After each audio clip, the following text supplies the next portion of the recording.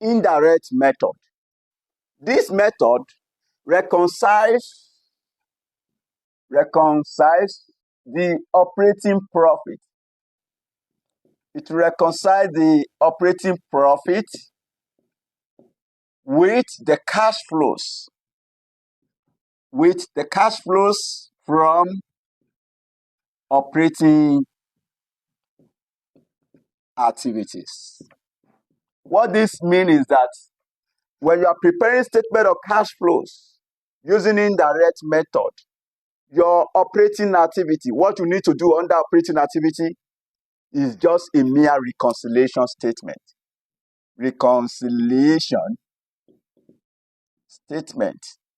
That is what we normally do under operating activities. So when you are preparing your reconciliation statements, there are a number of items to adjust. Number one item, you normally start with net profit before tax.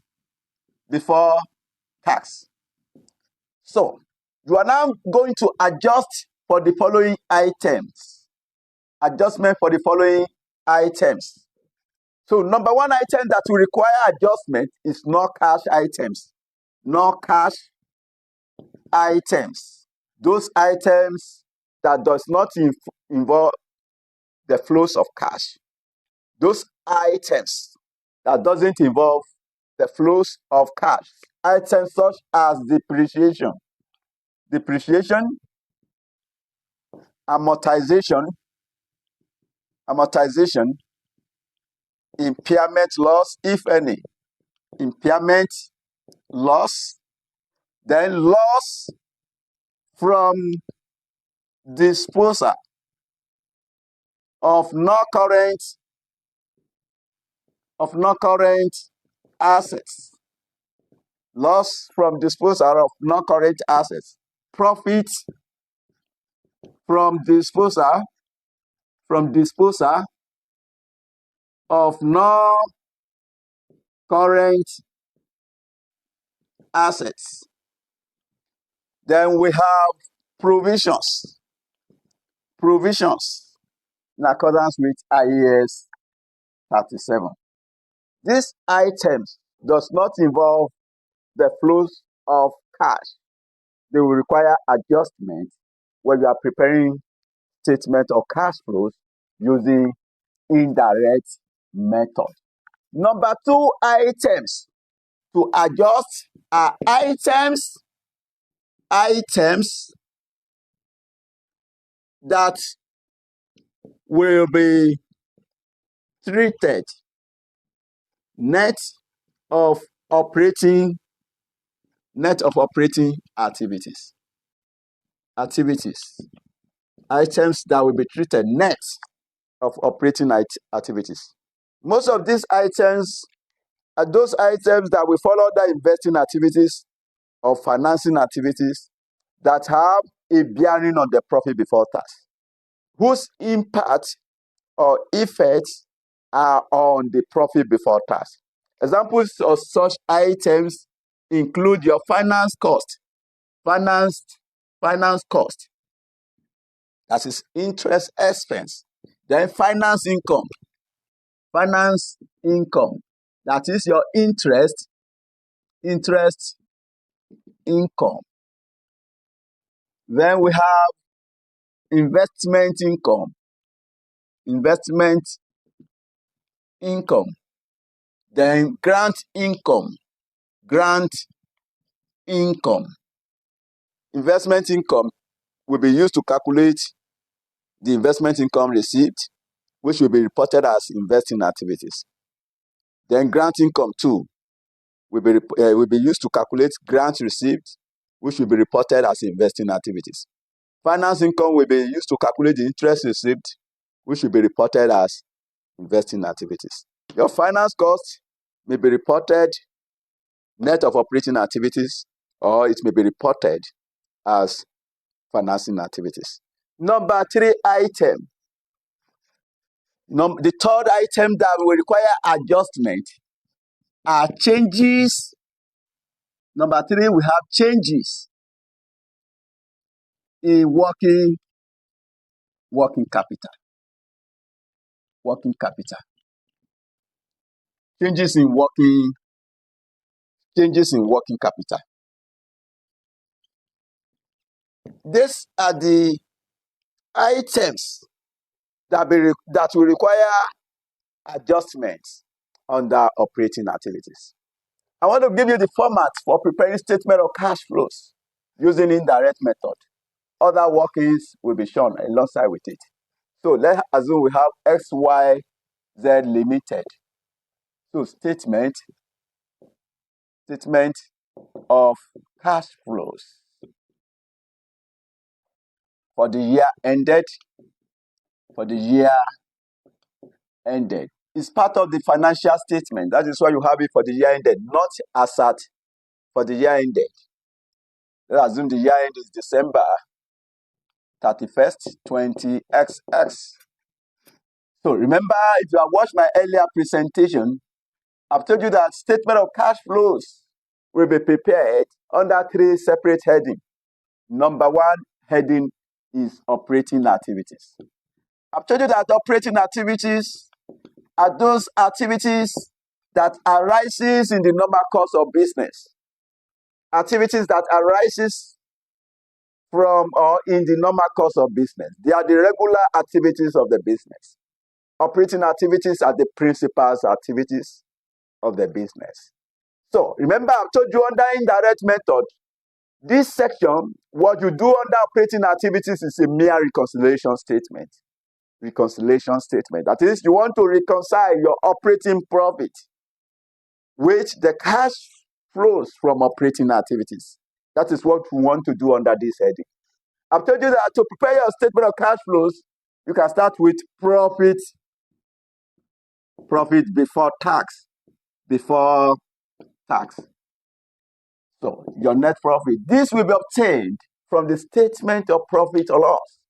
Your profit before tax will be obtained from the statement of profit or loss. We now have adjustment for. We want to adjust for the following items. I've told you the number 1 item that will require adjustments are non-cash items. Those items which have bearing on profit before tax, which does not involve the flows of cash. Items that have bearing, whose effects have been included in the profit before tax. Those items that might either lead to an increase in profit before tax or a decrease in profit before tax. Their impact is already included or form part of profit before tax. Meaning that anything that does not have any effect on profit before tax will not require adjustment. So adjustment for non-cash items such as depreciation. Depreciation leads to reduction in profits. Remember, depreciation will have been expensed. So it leads to reduction in profit, so we add it back. Then number 2, we have amortization. Amortization will have also formed part of our expenses. What I'm trying to say in a nutshell is that the items that will require adjustment, they might either be included in cost of sales or in distribution expenses or administrative expenses, or their impact already, or they may be shown as a separate line item in the statement of profit or loss before getting profit before tax. So depreciation, amortization, impairment loss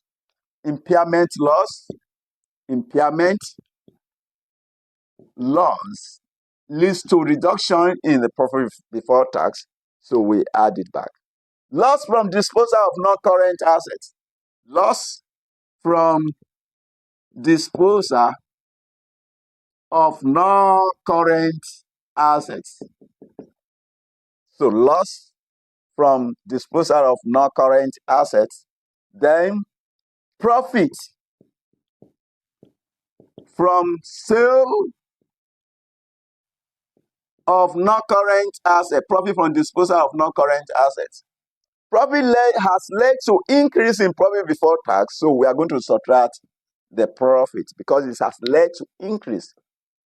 So the effect on the profit before tax is an increase, so we subtract it because we want to convert this profit before tax to cash flows. Then profit from sale of investment.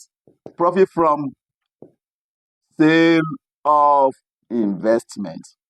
Remember, investment is an investing activity. So since it is an investing activity, so the profit follows accrual principles. Profit follows accrual principles. So we subtract it because it has led to an increase in profit before tax. Your provisions that have a bearing on profit before tax measured in accordance with IAS 37 provisions. IAS 37. So then number 2 items are mentioned are those items that will be treated net of operating activities. Items such as your finance cost, that is your interest expense, finance cost or interest expense, your interest expense, finance income or interest income. So we subtract the interest income because it has led to an increase. Those things that reduces the profit before tax, you add them. And those ones that increase it, you subtract it. Then you have investment income. Investment income. Investment income will have increased the profit before tax, so you subtract it. Then you have grant income. Grant income too will have increased the profit before tax. Grant income. So you subtract it. After this, you have this. This could be plus, it could be minus. So you adjust that. If it is minus, you subtract it from profit, or let me say profit or loss before tax. This could be profit, it could be loss. Let me adjust profit or loss before tax. Loss is minus. Profit is plus. So after adjusting for this plus or minus, you get your net cash flows from net cash flows from operating activities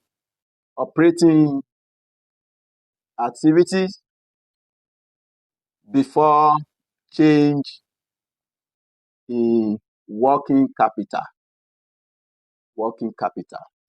Before change in working capital.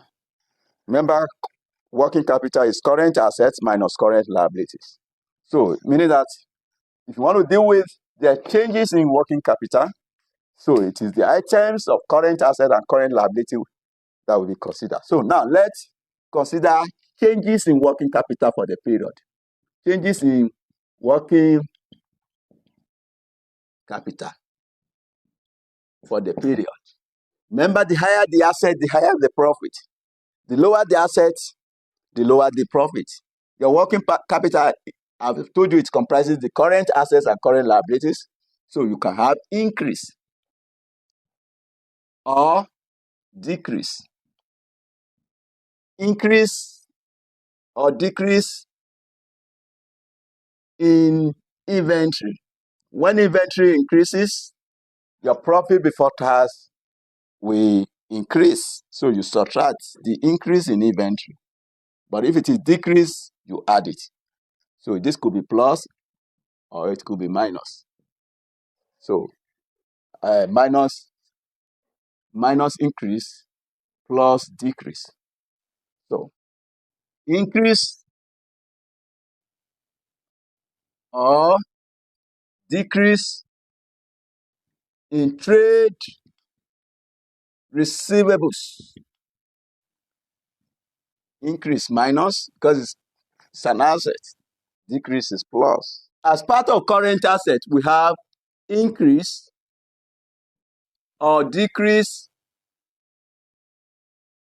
increase minus or decrease in prepayment.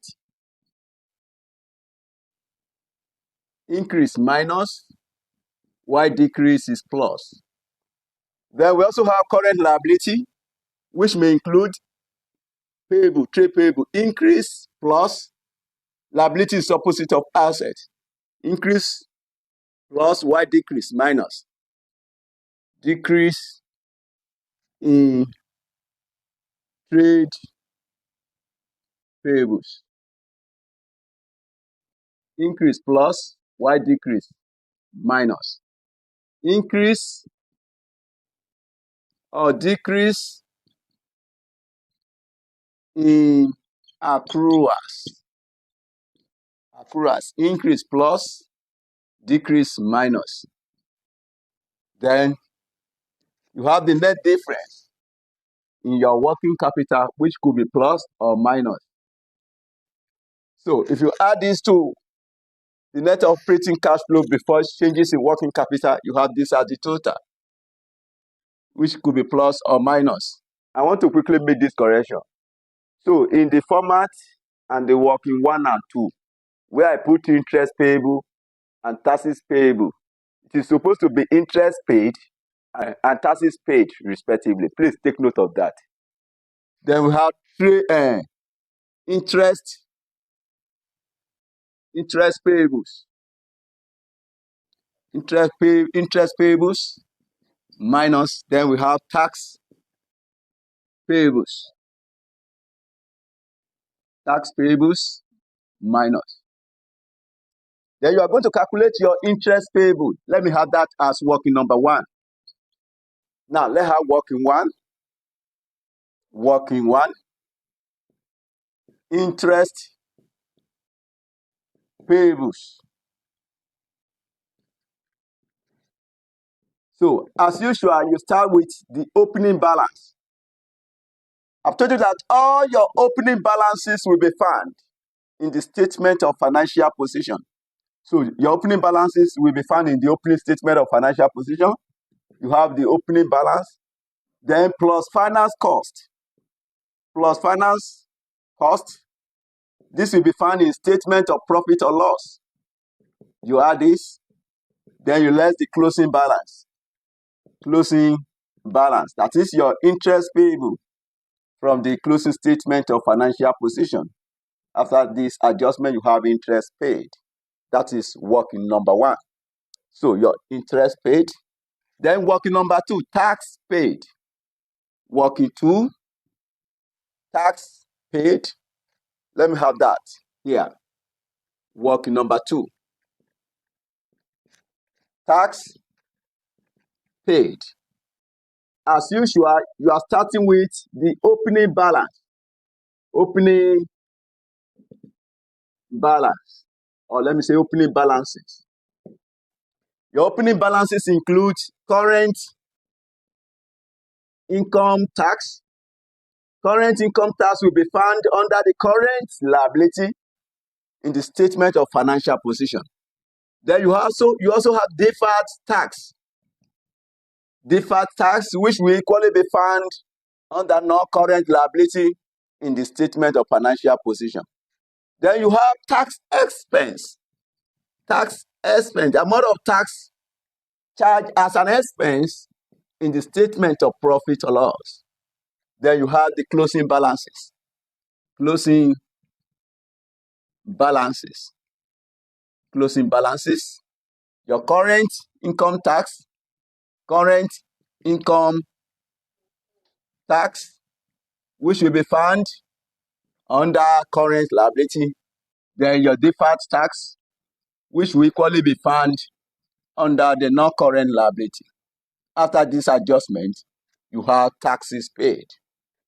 Taxes paid. That's how you are going to get the tax paid in the statement of cash flows. After this adjustment, you have net cash flows from operating activities, which could be plus or minus. It could be plus or minus. The next heading is investing activities. Investing activities.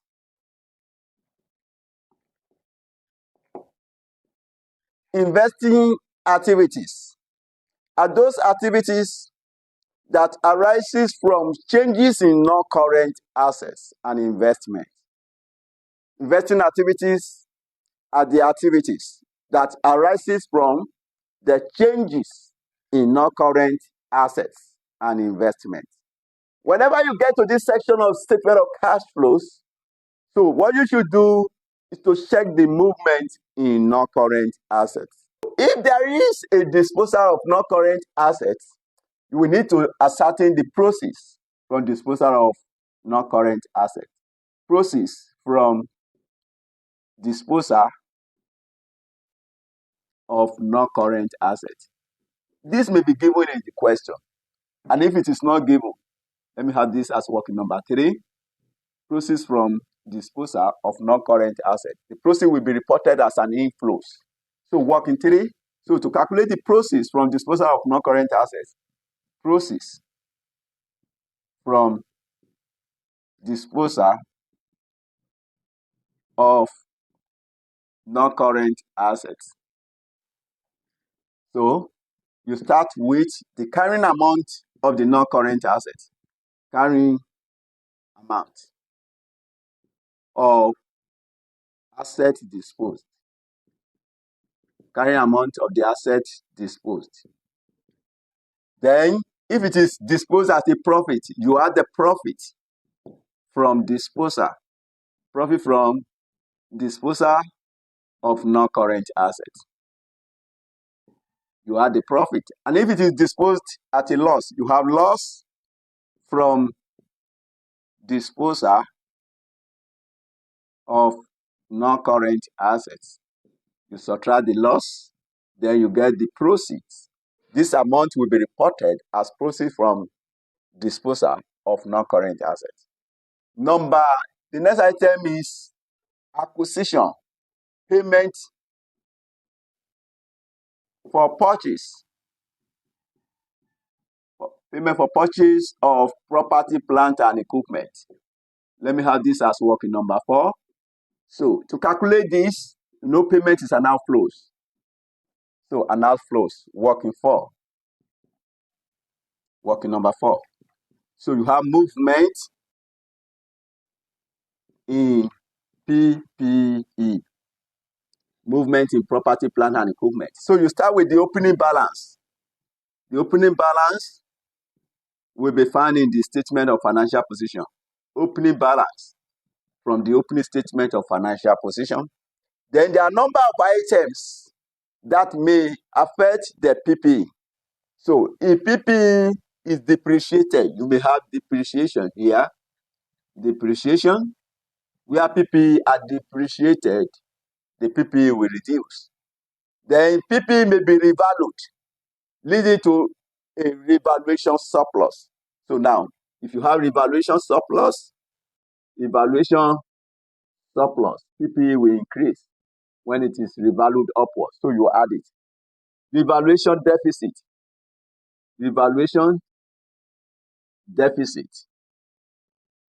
If it is revalued downwards, so you subtract it.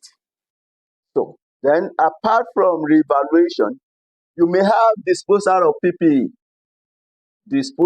of PPE. Since the opening balance is at the carrying amount, what you need in respect of disposal here must also be at the carrying amount.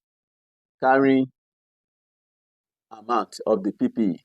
Remember, the carrying amount is cost less accumulated depreciation.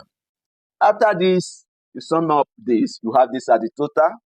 Then you have the closing balance.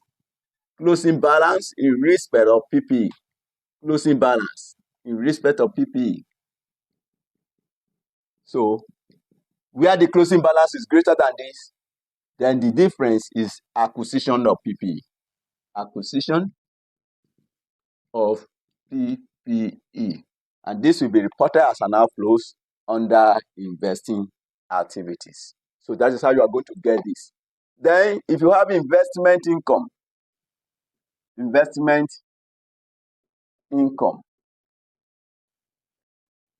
me have this as working number 5. So this will be treated as an inflows. Then to get this, let me have working 5. Working 5. Investment income received. Investment income received. To get the amount received, you start with the opening balance. This will be found under current asset. Opening balance. If given, it will be found under current asset. That is income receivables. Income receivables. Then the amount recognized in the statement of profit or loss. Income. You can have finance income, or investment income. This will be given in the statement of profit or loss. Then if it is going to be interest received, that means the opening balance will be interest receivable. But if it is investment income, so you are having income receivables and you have investment income in the statement of profit or loss. The addition of this gives us this. Then you have the closing balance. Closing balance under current asset. If you subtract this, so you get the income received, investment income received. So the interest received will be calculated the same way. Let me have working number 5. I'm combining this and this in working 5. The difference is that the opening balance we are going to use, the opening balance and the closing balance we are going to use in calculating this, it will be interest receivable. So you have this and inflows. Then proceeds from sale of investment. This may be given or you calculate it the same way with working number 3. Then government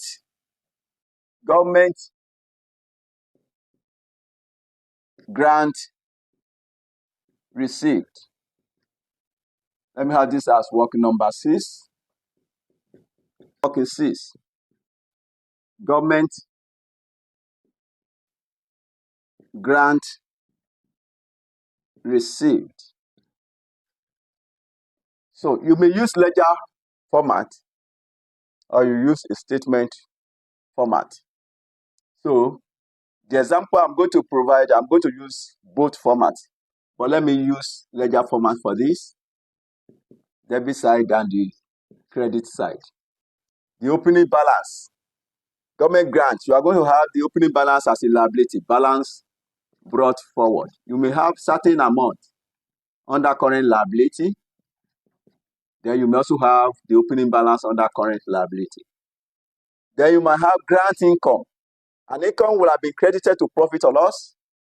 For every credit entry, there must be a corresponding debit entry in line with the double entry principle. So grant income from the statement of profit or loss. Then the closing balance, the one under non-current liability, and if you have any under current liability.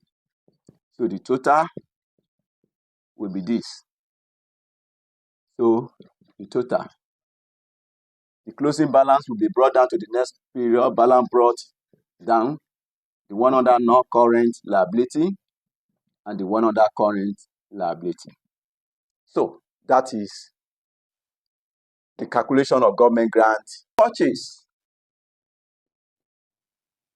of investment, where an investment is purchased, other than those that are cash equivalent.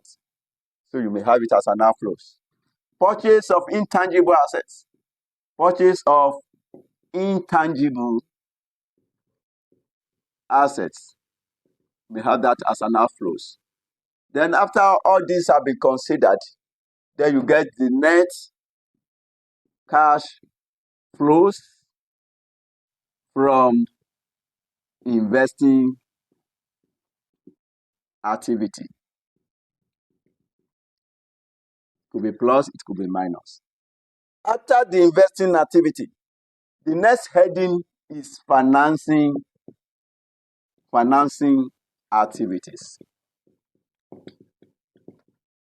Financing activities are those activities that arises from changes in equity and borrowings. There are two things to consider. Equity, number one. Number two, borrowings. Your borrowings, your non-current liabilities. So, financing activities, I've told you they are the activities that result or that arises from changes in equity and borrowings. Whenever you get to this section of statement of cash flows, you are going to share the movement in equity and the movement in borrowings. So, now, financing activities include proceeds from issue of shares. Issue of shares.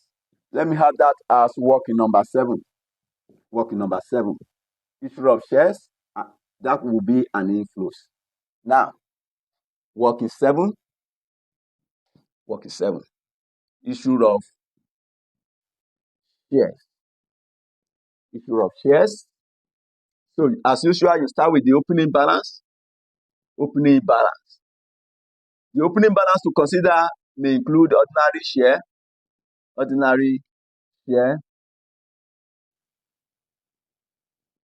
and the share premium. I want to combine the two, share premium.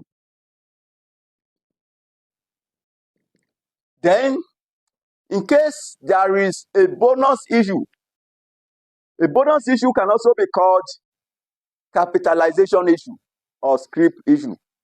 When an entity wants to capitalize the part of their reserve as an additional shares. The entity wants to capitalize part of their reserve as an additional shares. In the case of bonus issue, no cash is involved. I want you to know that the bonus issue is a form of private issue. This issue will be made to the existing shareholders, but no cash is involved. The entity will capitalize part of their reserve. In that case, they will reduce their reserve, then they will increase the share capital of the shareholders. So that is for bonus issue. No cash is involved. Then another form of private issue is right issue. A right issue is an issue of shares for cash at a price below the market price. An issue of shares for cash at a price below the market price of the share. So the right issue too will be made to the existing shareholders. But the price at which that right issue will be made will be below the market price of the shares. Take note of that. So the shareholders might decide to accept the shares by taking it up. They might sell the shares and they might renounce it. So these are the three options opening to shareholders in the case of the right issue. So I want to know that for the right issue, there is cash. Then we also have public issue. So I'm on bonus issue now. I've told you that for bonus issue, there is no cash involved. But in case the bonus issue is made from share premium, no entry is required. Meaning that if bonus issue is made from the share premium, which is considered here, you are going to ignore totally the information about the bonus issue. But if bonus issue made from retained earnings or from other reserve, retained earnings or other reserves, you are going to add it here. But if it is made from the share premium, you are going to ignore it. Take note of that. Then you have the closing balances. You are going to consider the closing balances. The closing balances, remember we have ordinary share,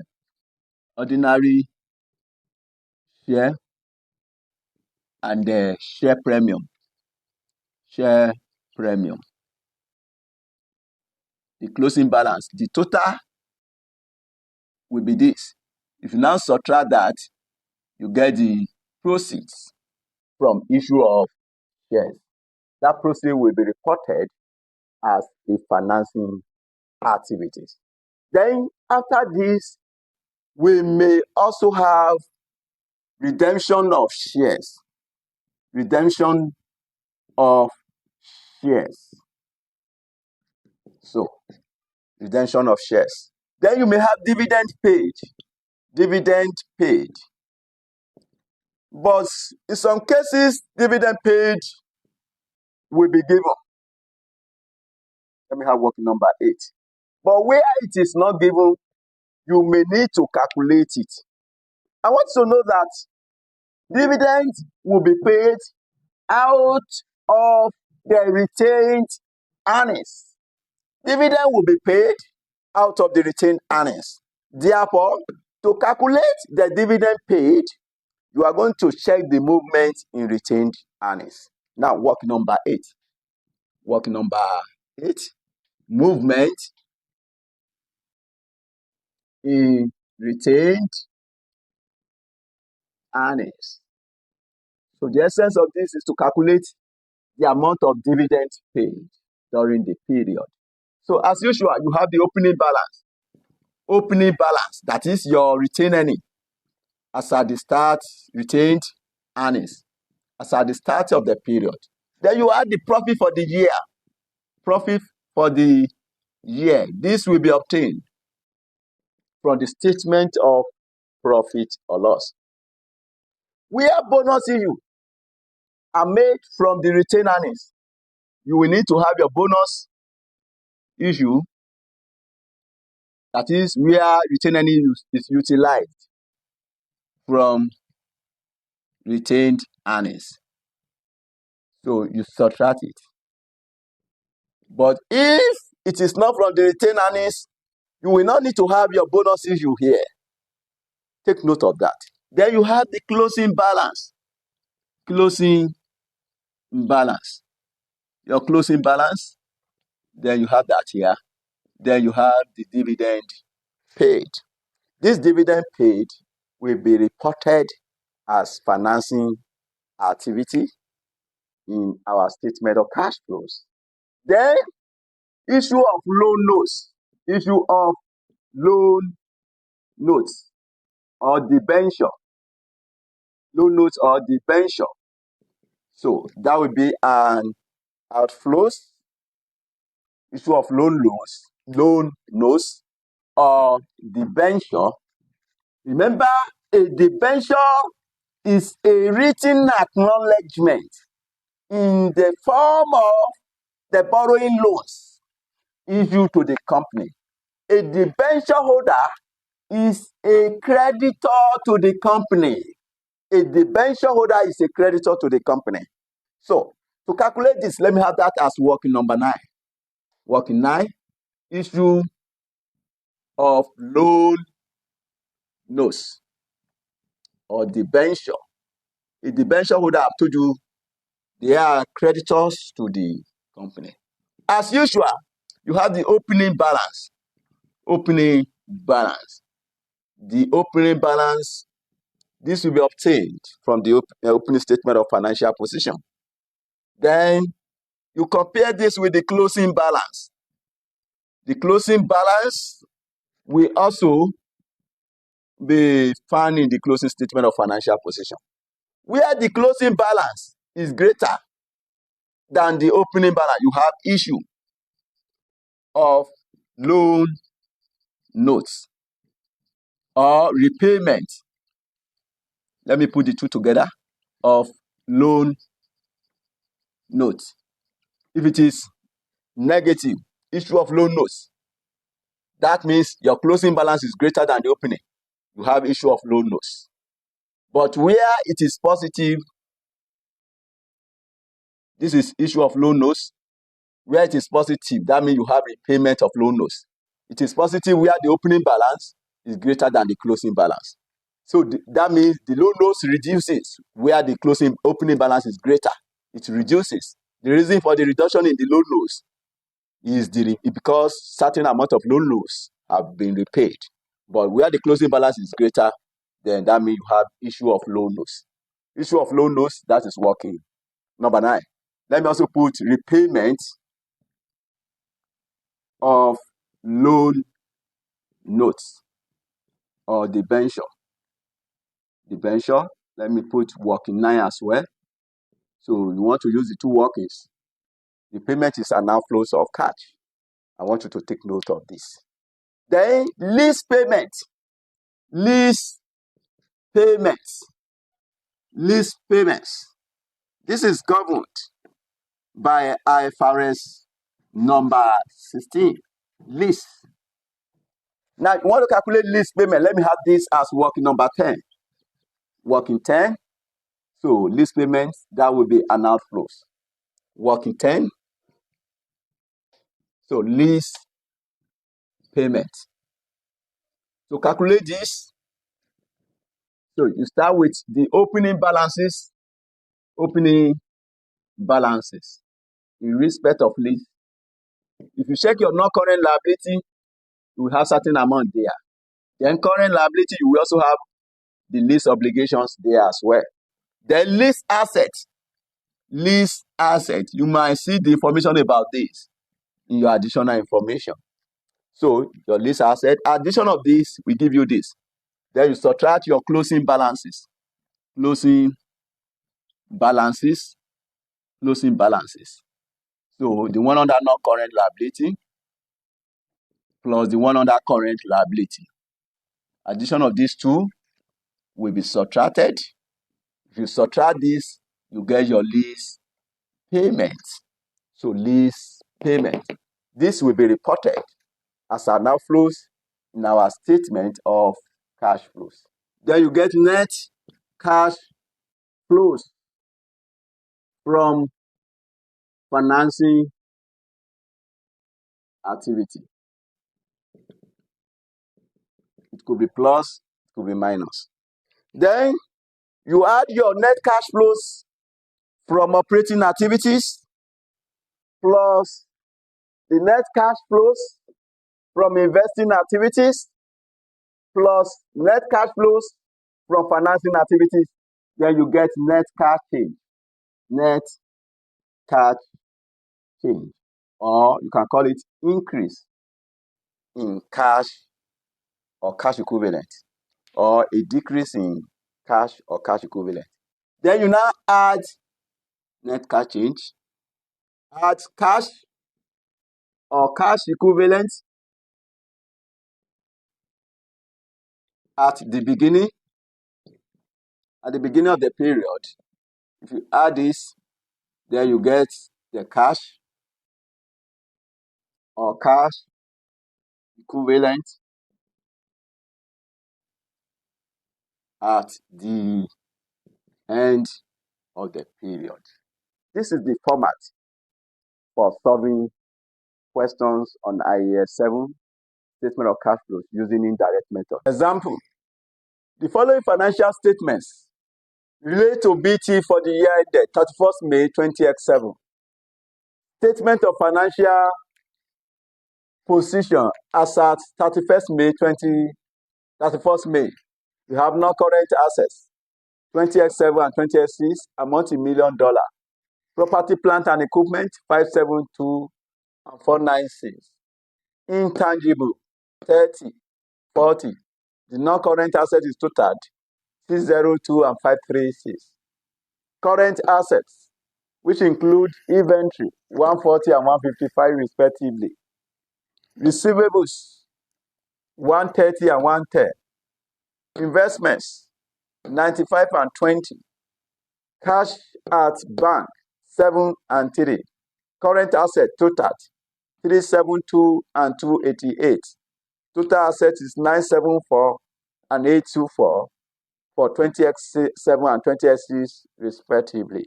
Equity, $1 equity shares, 230 and 200. Share premium of 45 and 35. Revaluation reserves at 22 and 12. Retained earnings 166 and 147. Equity total 463 and 394. Non-current liabilities. Lease liability 49 and 30. Loans 31 and 60.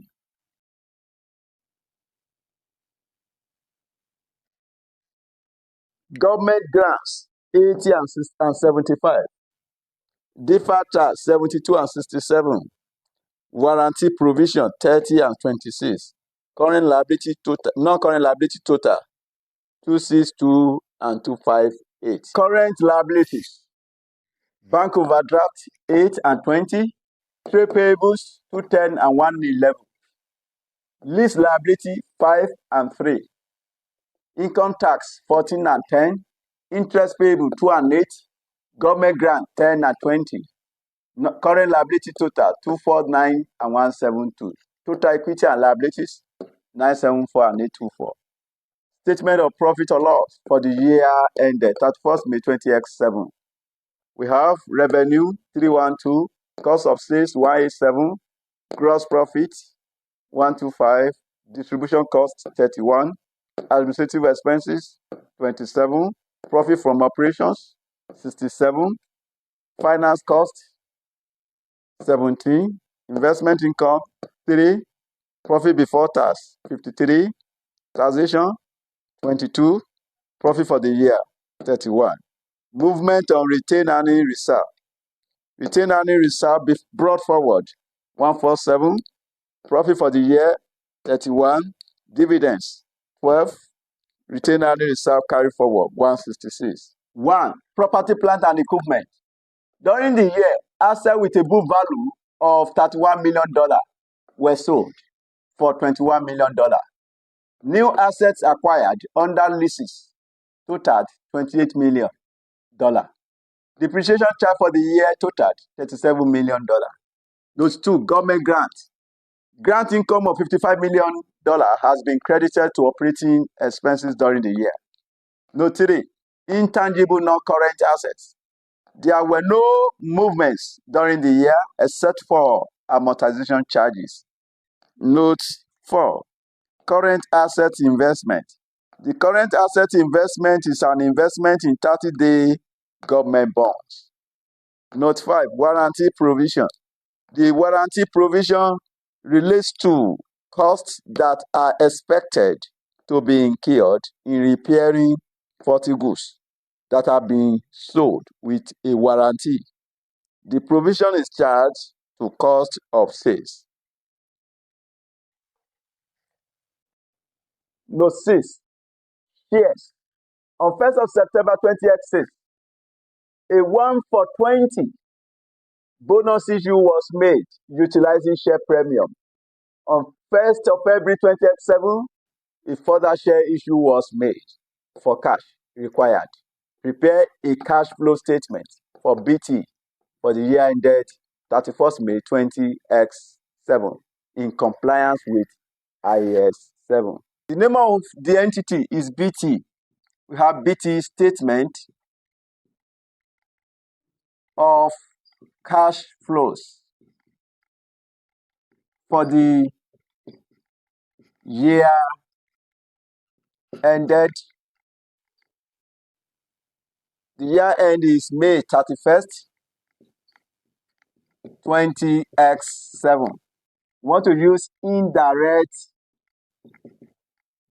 method. So the first heading will be operating activities. Operating activities. I've told you that under this method, you start with your operating profit. And our operating profit will be obtained from the statement of profit or loss. You start with profit before tax. And we have profit before tax of 53 million. So we have profit before tax of 53 million. Then you now have the adjustment for, I've told you that there are 3 items that will require an adjustment under this method. The number 1 item is non-cash item. Number 2 is items that will be treated net of operating activities, meaning that those items that may either fall within investing activities and or financing activities, which have a bearing on profit before tax, those items will require adjustment here. That is, whose impact have been included in this figure, 53 million. So they will require adjustment. Number 3 item is the changes in working capital. Now, let's go through to the profit or loss. On the face of our profit or loss, what are those items? So we have finance cost, we require adjustment. Investment income, we also require adjustment. Finance cost of 17 million and investment income of 3 million.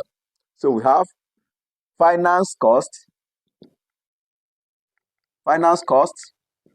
of 17 million. So that will be added since it has led to reduction in profit before tax. It has been charged as an expense, thereby reducing the profit before tax. That is why we are adding it back. Investment income of 3 million, which have also been added to the income. So meaning that since the investment income have been treated as an income, that means it have led to the increase in profit before tax. Since it has increased the profit before tax, so we are going to subtract it. To bring the profit back to normal. Now, let's go through the adjustments. Notes. Note 1, property, plant, and equipment. During the year, assets with a book value of 31 million were sold for 21 million. There is a disposal of PPE, resulting in a loss of 10 million. The difference between 31 million and 21 million. I've told you that loss from disposal of non-current assets follows the accrual-based principle. It does not involve the flows of cash. So we are going to adjust for the loss. So loss from disposal of non-current assets. That is the difference between 31 million and 21 million. So giving us 10 million. So loss have been charged as an expense, thereby leading to reduction in the profit. So we are going to add it back in order to bring the profit back to normal. So then, new assets acquired under leases totaled 28 million. That is assets acquired on lease. Depreciation charge for the year totaled 37 million. Depreciation is not a cash flows. It's a non-cash items. We are going to eliminate the impact of that depreciation. So we have depreciation of 37 million. Depreciation have been charged as an expense, thereby leading to reduction in profit. So you add it in order to bring the profit back to normal. So now note 2. Government grant income of 55 million have been credited to operating expenses during the year. Government grant, that's ought to have been treated as an investing activities, but it was treated as part of operating income. So since it has been credited to operating income, so the impact of income is the increase in profit. So the profit has been increased by 55 million. Since it will form part of investing activities, and our adjustment is to get the operating activities. So you are going to adjust for that grant income. So we have grant income, 55 million. So we are subtracting it since the income has led to increase in profit. Back to note 3. Intangible non-current assets. There were no movement during the year except for amortization charges. Now, we were told the only thing that has happened to intangible assets is amortization that have taken place during the period. Now, they have the amortization. Amortization of intangible assets. Intangible assets. I will include the working later. So, now note 4. Current asset investment. The current asset investment is an investment in 30-day government bonds. So the 30-day maturity period is a very short time. That means that investment is readily realizable. So this shows that the current asset investment is a cash equivalent. So note 5, warranty provision. The warranty provision relates to costs that are expected to be incurred in repairing faulty goods that have been sold with a warranty. The provision is charged to cost of sales. Now, how much is that provision in respect of warranty that have been charged to cost of sales? So you will need to eliminate the impact or effect of that provisions from our operating activities. Intangible assets. The opening balance is 40 and the closing balance is 30. So that means you have the difference of 10. It reduces from 40 million to 30 million. And you were told the only thing that has happened to intangible assets is the amortization charge. So we have an amortization of 40 million minus 30 million, amortization of 10 million. So amortization has led to reduction in profit, so we add it.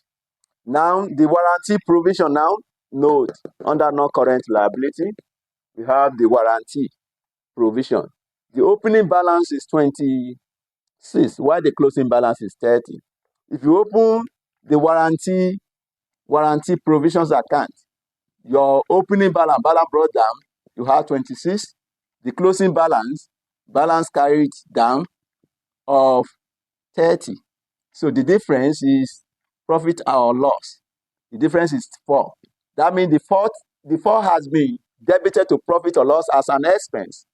Since that 4 has been debited as an expense, you are going to eliminate the impact. So we have warranty provision. Increase in warranty provision, which is 30 minus 26. So that's 4. This 4, which have been recorded as an expense, leading to reduction in the profit. Since the profit has been reduced by that amount, so you are going to add it. Now, after this adjustment, what do we have? You have 17 plus 17 minus 3 plus 10 plus 37 minus 55 plus 10 plus 4. So we have 20. Let me reconfirm my casting. 17 minus 3 plus 10 plus 37 minus 55 plus 10 plus 4. So we have 20. If you add this 20 to 53, so you have the total of 73. After this, the next item will be the changes in working capital for the period. Changes in working capital. Remember, working capital are purely current assets and current liabilities. You are going to exclude those items that are cash equivalents. You have your inventory here. So what happens to inventory? It reduces from 155 to 140. When your asset reduces, profit will reduce. But when asset increases, profit increase. So you have decrease in current assets, decrease in inventory, decrease in inventory. So I told you if asset decreases, profit reduces. So you are going to add it in order to bring the profit back to normal.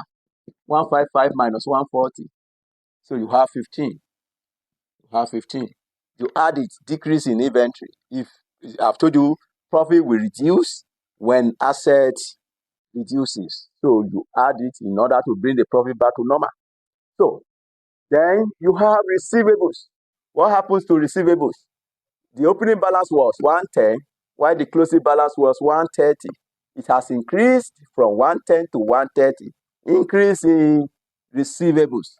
Increase in receivables. 110 minus 130. So increase of 20. So increase, you minus it. So because increase leads to increase in profit. So you subtract that increase in order to neutralize its effect. So then we have investment. Remember, you were told this investment is the maturity date is 30 days, which shows that this investment is a cash equivalent. So you are going to exclude that. Then you also have cash at bank. It's also a cash. So you are going to exclude that. Then current liabilities. Bank overdraft is cash equivalent. Then we have trade payables. So the opening balance is 111, while the closing balance is 210. So that means there is an increase in trade payable. Increase in trade payables. 111 million minus 210 million. So you have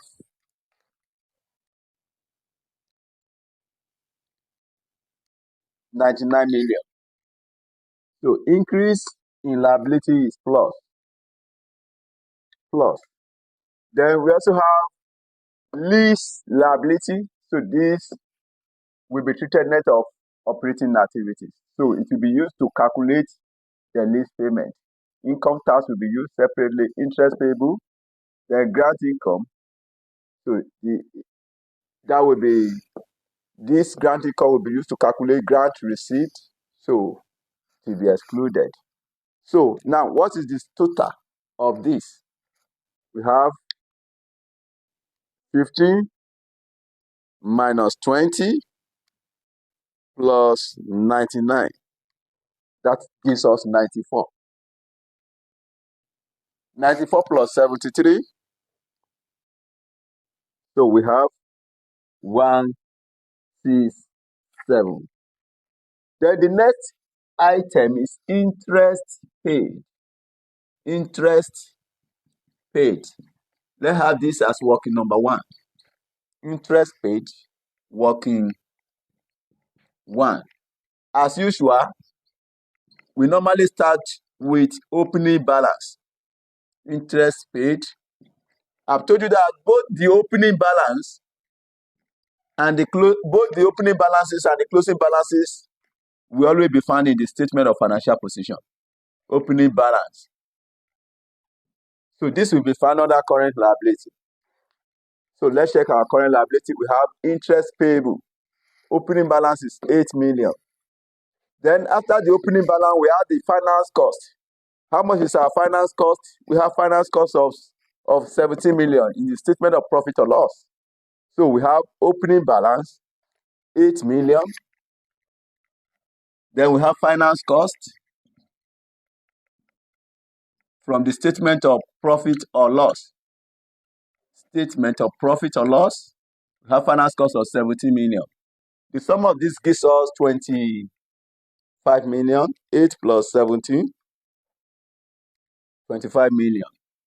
Then we consider the closing balance. Closing balance under the current liability. How much is the interest payable? We have the closing balance of 2 million. 2 million. If you subtract the closing balance, you have interest paid of 23 million. Interest paid, 23 million. So 23 million and outflows. Then the next item is tax paid. Let's have this as working number 2. Tax paid.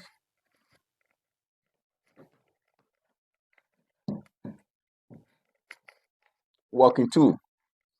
Tax paid. As usual, we normally start with the opening balance. Opening balance. We have under current liability. How much is the opening balance under current liability? Income tax. We have 10 million. 10 million. Then we also check the non-current liability. We have the non-current liability, deferred tax, that amounted to 67 million. Non-current liability, deferred tax of 67 million. Back to the statement of profit or loss, we have tax expense, and that amounted to 22 million. Tax expense, that is from the statement of profit or loss, that amounted to 22 million. What is the sum of this? 10 plus 67 plus 22. That is total 99 million. Then we have the closing balances. Closing balances, the one under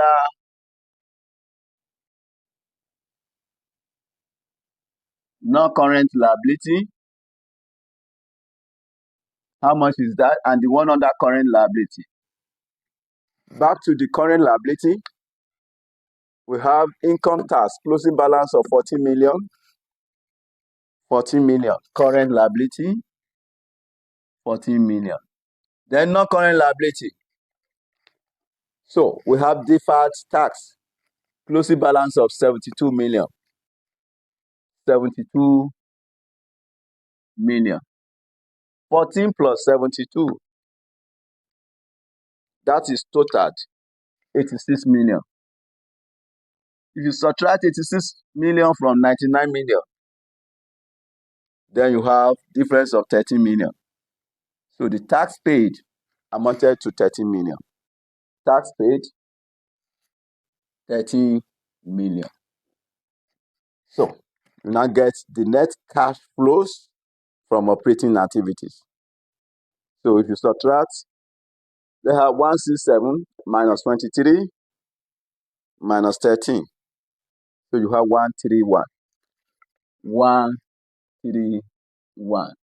That is net cash flows from operating activities.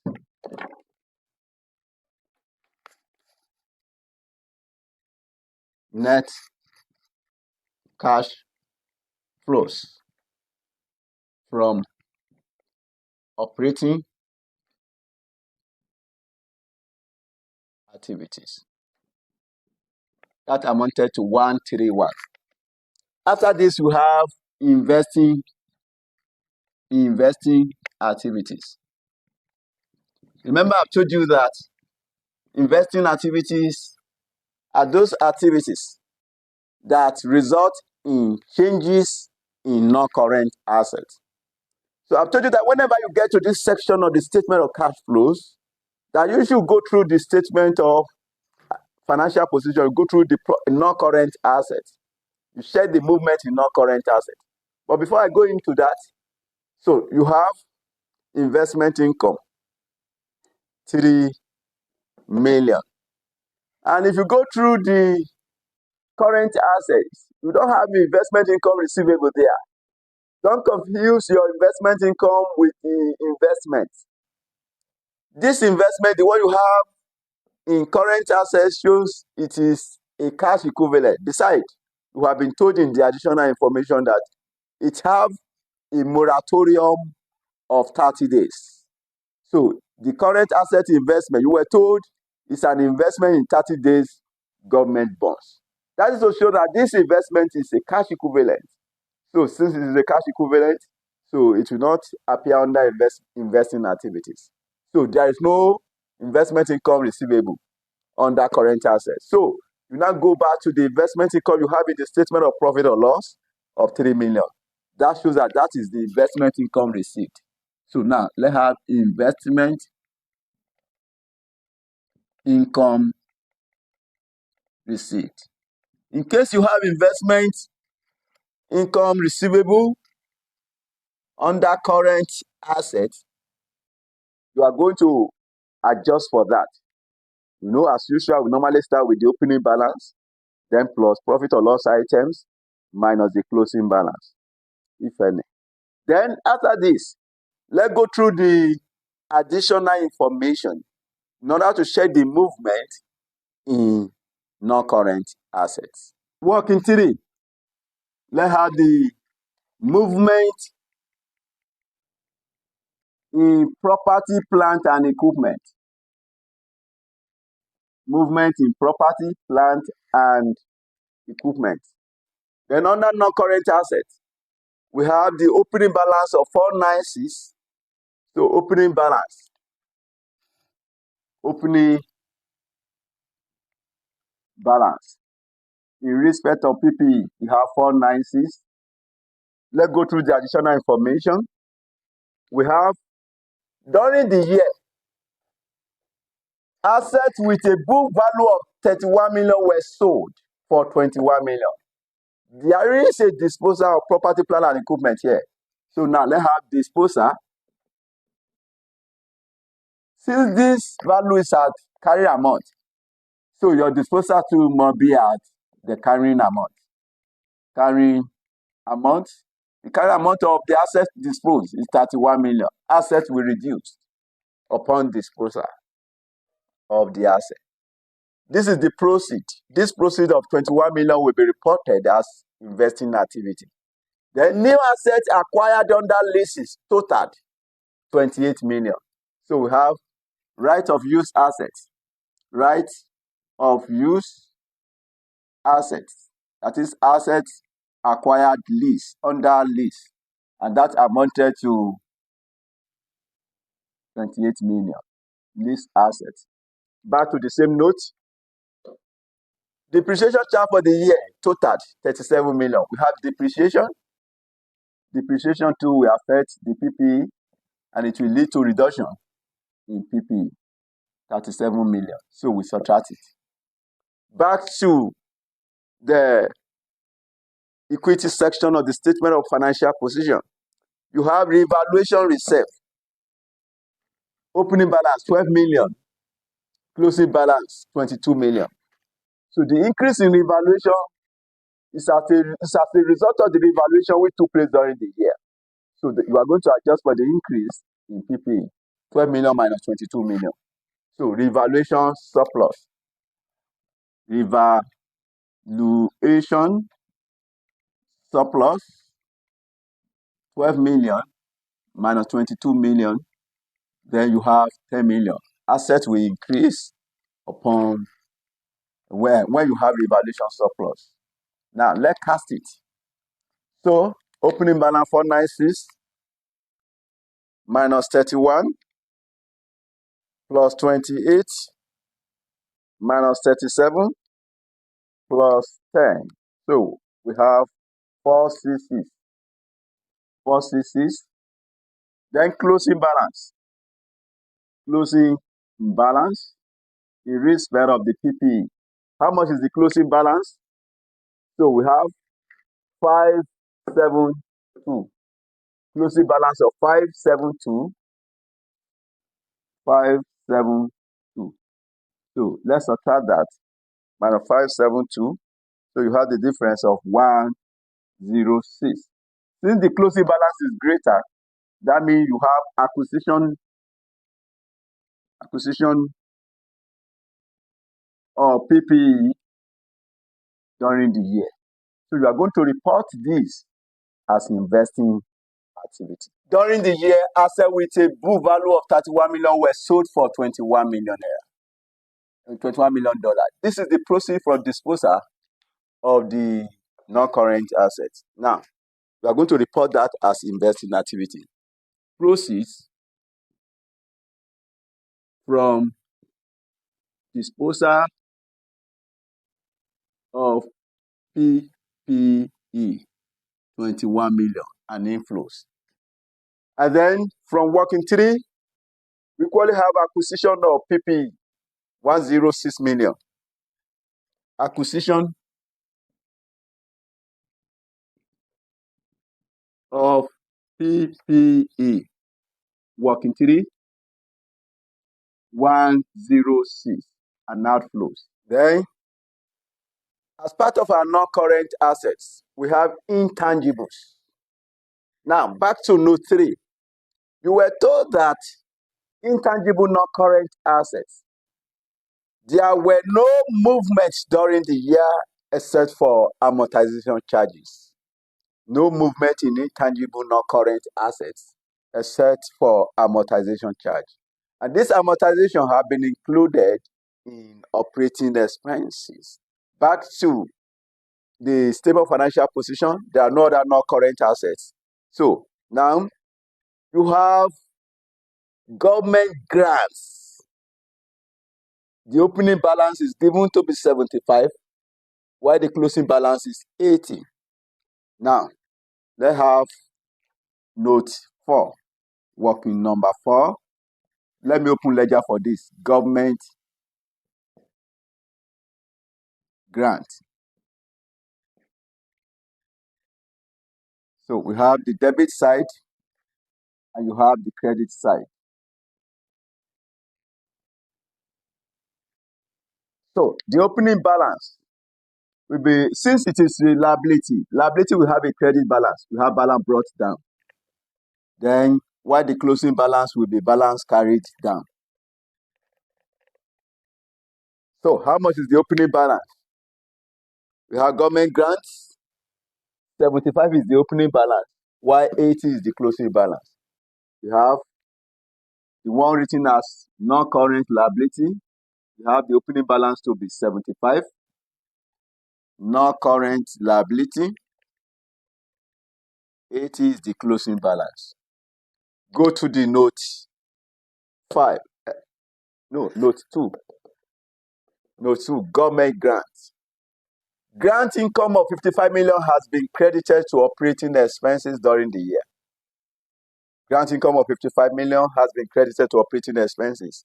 Since the profit or loss has been credited, that means the debit entry will be in government grant account. Statement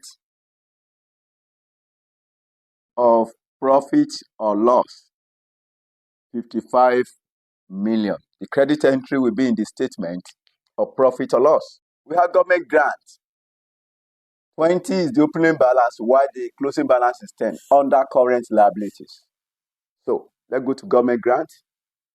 So current liability, balance brought down. The opening balance is 20 million, while the closing balance is 10 million. So if you sum up the debit side, we have 55 million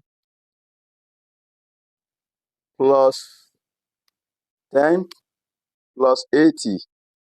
The debit side is totaled 145 million.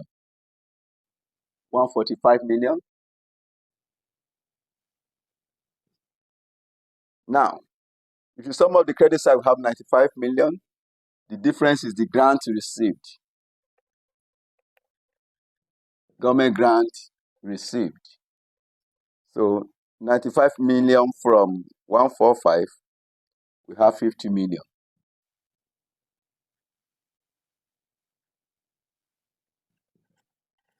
Then the balance carried down will be brought down. Balance brought down. Non-current liability, 80. And current liability, then 10. So this will be reported as investing activity. Then government grant received, working number 4. That amounted to 50 million. So our investing activity is totaled 50 million minus 106 plus 3 plus 21. So we have minus 32. Minus 32. This minus 32 is net. cash flows from investing activities.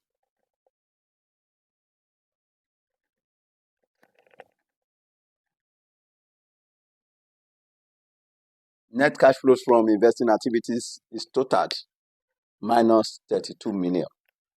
Then the next heading is financing activities. Before I go to this section, this government grant, you can calculate it the same way we used to do before. The workings for government grant can be done this way. Government grant. As usual, we used to start with the opening balance. Opening balances. The one under non-current liability, non-current liability, and the one under current liability. The opening balance, non-current liability, is totaled 75, while the one under current liability is 20 million. 75 million, 20 million.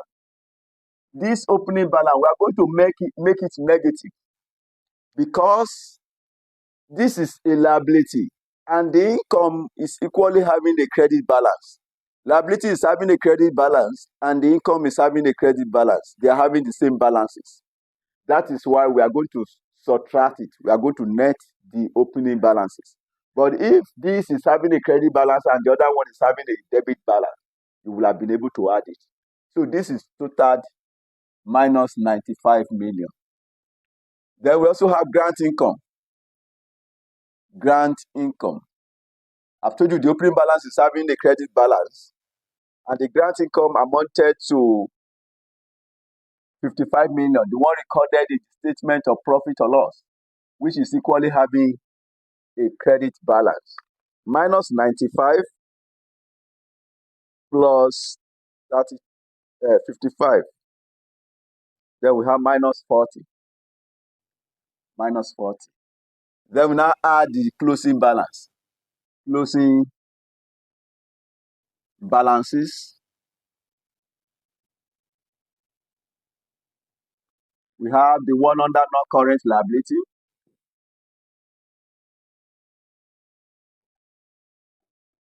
And the one under current liability. The closing balance, non-current liability amounted to 80, while the closing current liability amounted to 10 million. So we have 80 million plus 10 million. That is totaled 90 million. Minus 40 plus 50. That is minus 40 plus 90, that is 50. So this is government grant received, and that amounted to 50 million naira. Financing activities. Financing activities. I've told you that these are activities that involve changes in equity and borrowings.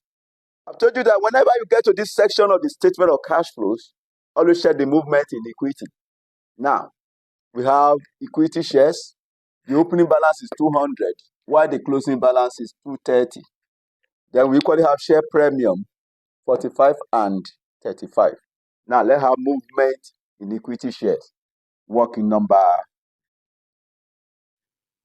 We stopped in working 4. Now, this will be working number 5. Movement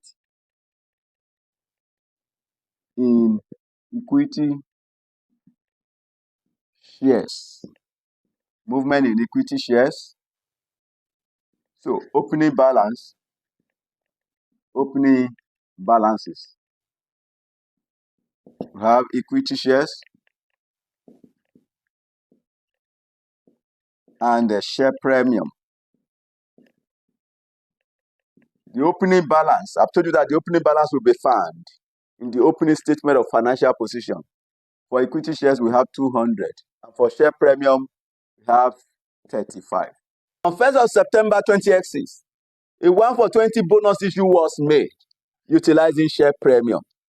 On February 1st, 2007, a further share issue was made for cash.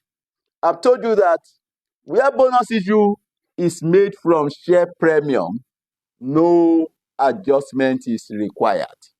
Therefore, because this bonus issue is made from the share premium, we are going to ignore the information about the bonus issue totally. Now, this is total 235. Closing balances. Closing balances. We have equity share.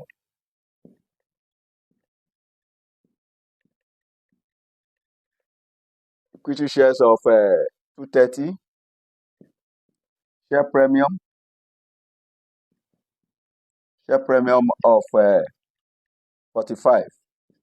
This is total 275. So the difference, so the closing balance is greater, 235 minus 275. So we have difference of 40 million. This 40 million is the issue of shares during the year. Issue of shares. This will be reported as financing activity. Issue of shares. And this amounted to 40 million. That is working number 5. 40 million. So we are given dividends paid. Dividends of 12 million was given. And if this dividend paid was not given, you are going to calculate it with the movement in retained earnings. So calculation of dividend paid, I told you dividend paid of 12 million is already given. So we don't need the calculation. Dividend paid, 12 million. Outflows.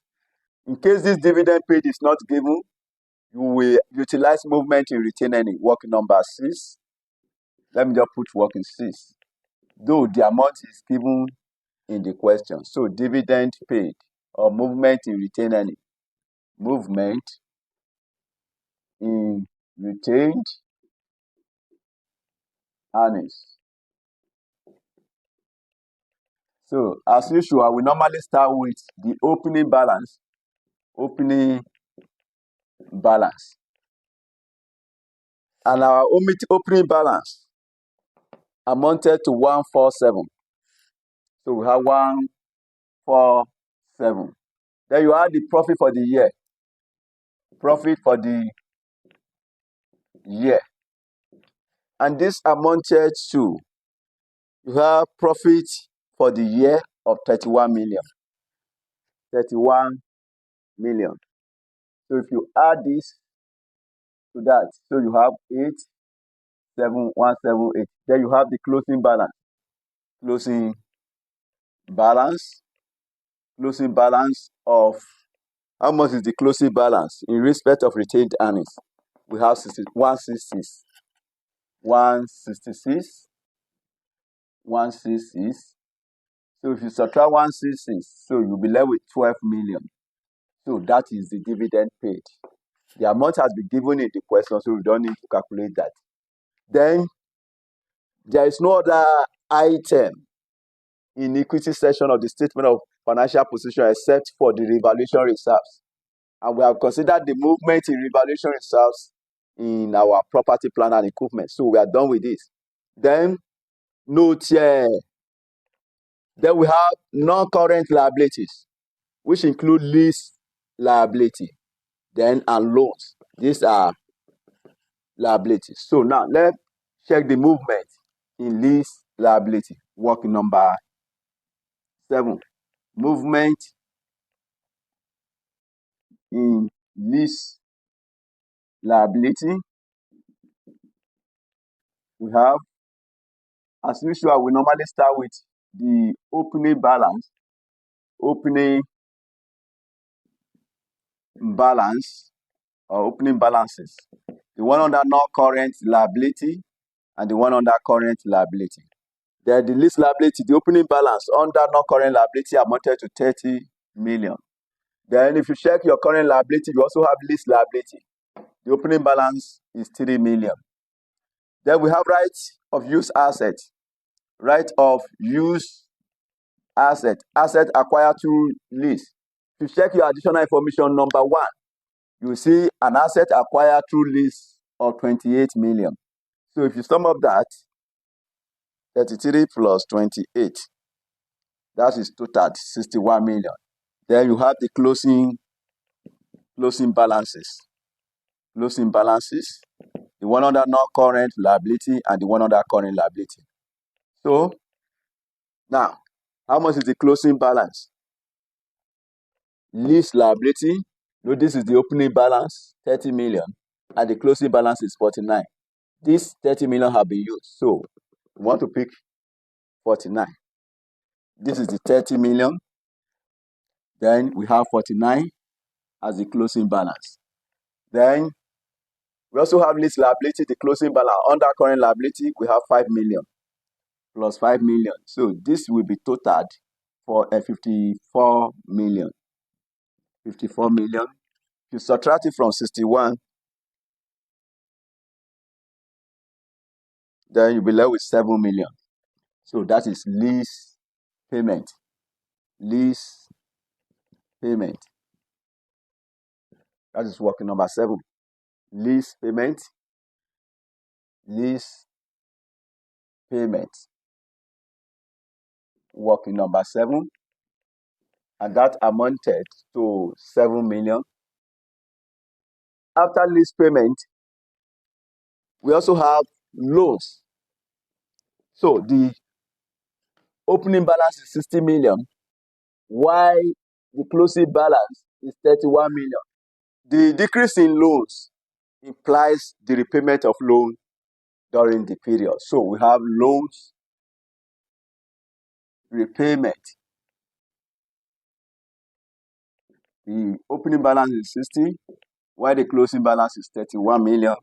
So we have the difference of 29 million.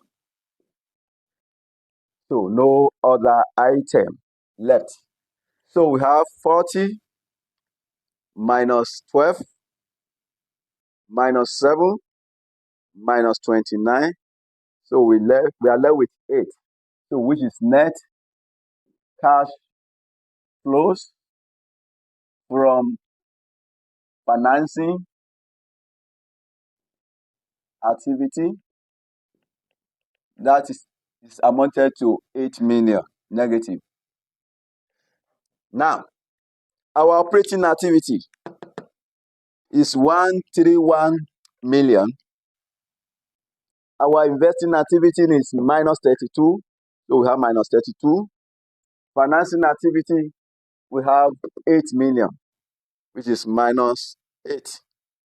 So which is 91 million. That is net cash change or increase in cash or cash equivalent during the period. Net cash change. So we now add cash or cash equivalent at the beginning of the period. So under current assets, we have cash at bank, opening balance 3. We also have investments, opening balance 20. So we have 3 plus 20. Now, let's check our current liability. Then under the current liability, we have bank overdraft. The opening balance is 20. So minus the bank overdraft of 20. So we have 3 plus 20, that is 23, minus 20, that will be 3. So if you add the 3 to 91, then you have 94. That is cash or cash equivalent at the end of the period. Analysis of cash. or cash equivalent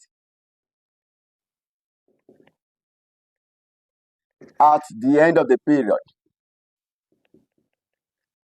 So we have the closing balances, which include cash at bank, then investments. Remember, I've told you that this investment, since it has a 90-day maturity, it has a maturity day of 30 days. So it shows that this investment is a cash equivalent. If you check your note 4, additional information, which is current asset investment. Then we also have bank overdraft. So cash at bank, the closing balance, we have 7. Investments, closing balance, 95. So we have 795. And the bank overdraft, closing balance, we have 8. We subtract the overdraft. The first two are debit balance, while overdraft is having a credit balance. 7 plus 95 minus 8. So we have 94. This is the cash or cash equivalent at the end of the period. So this is the composition of this amount, the result we obtained. Our last figure from our statement of cash flows. This marks the end of the solution to this question. Please like the video, share it with others, and subscribe. Please drop the love emoji. Thanks for watching ACCA.